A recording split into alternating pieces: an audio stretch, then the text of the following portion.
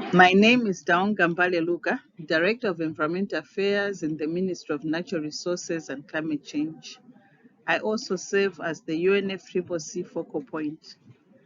I'll give a presentation on Malawi's first biennial update report that was submitted to the UNFCCC in 2021.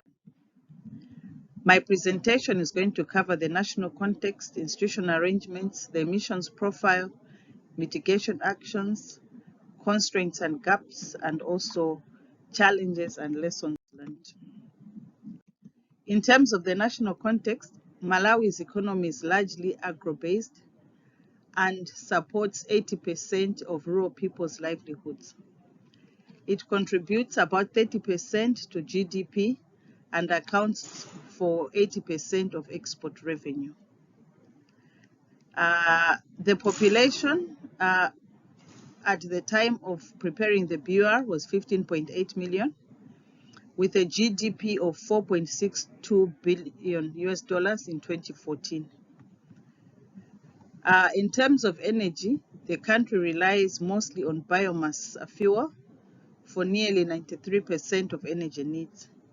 Hydropower accounts for 2.3%, while coal accounts for 1% of energy requirements, and 0.2% comes from renewable energy sources.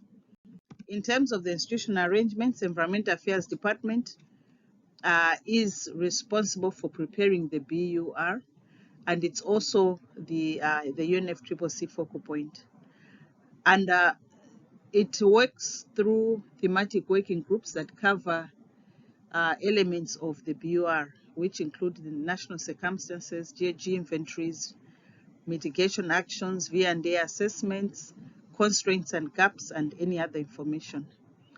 And then the department is guided by the National Technical Committee on Climate Change, which is responsible for providing technical advice to the department, and also the National Steering Committee on Climate Change, which provides oversight to the department. In terms of the greenhouse gas emissions profile, agriculture accounts for 54% of emissions, mainly from livestock and managed agriculture soils. Energy accounts for 25%, mostly from energy used in buildings for cooking, lighting, heating, and cooling.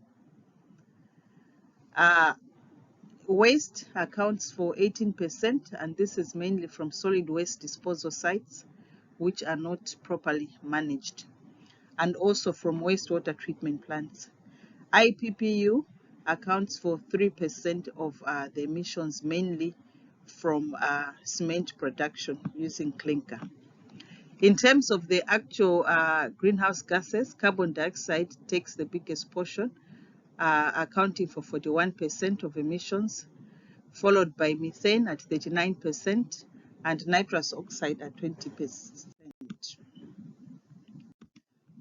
In terms of mitigation actions, the mitigations have been considered across various sectors, including the AFOLU sector, waste, energy, and IPPU. A detailed assessment of identified GHG mitigation options for Malawi during the revision of the NDC estimates a total emissions reduction potential of around 17.7 million tons of carbon dioxide equivalent in 2040 against the business as usual scenario emissions in the same year of 34.6 million tons of carbon dioxide equivalent. The core benefits of the mitigation actions include the impact on improvement of the environment, economic opportunities, and improvement of general social well-being.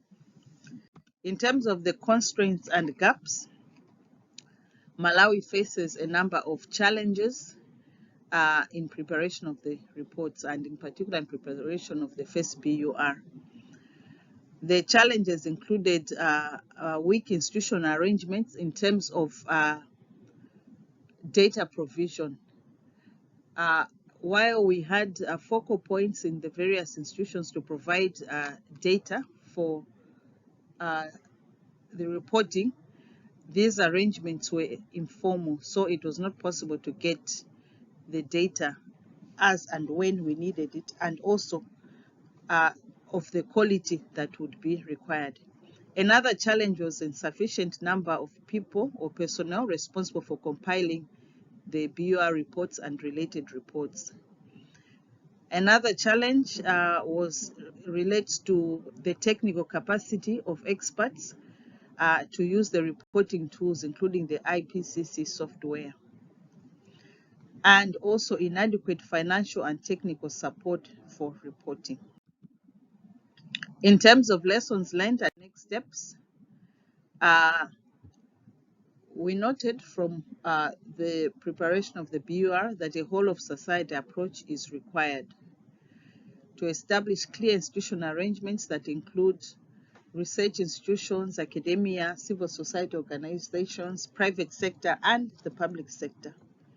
And also the need to take a coordinated approach to consolidate and review inputs from various agencies to ensure coherence in reporting, but also peer review. There's also the need to establish robust internal reporting systems to track targets annually.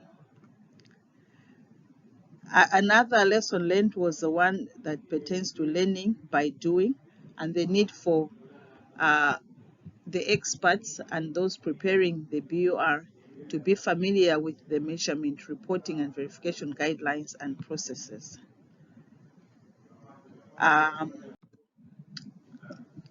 Also, as part of the learning and next steps, we are preparing for transition to an enhanced transparency framework.